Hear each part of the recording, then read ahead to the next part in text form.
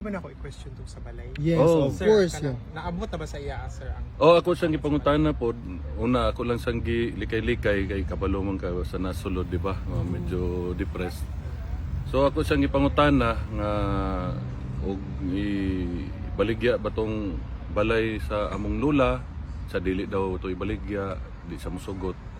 Yan ako nang gidiretso nga imong balay diya sa Doña Luisa ibaligya ba ni tubag naman siya nganong nga baligya ba daw nga mo daw na yung pinakaunan niyang balay unya si Hanilet na mo daw kaugalingong balay dako daw.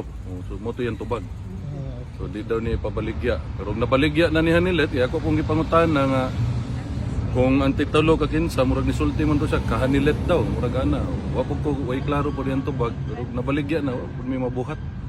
Kasi sa pagkakaron ang among inahan si mama namo ni sulti gyud nga og pohon og kaluyan sa Ginoo makagawas siya dito na siya papuyon sa balay namo. wow. Okay. Daghan na naman mi kaugalingong balay. Way balay among amahan dito pwede nang puyo sa among balay.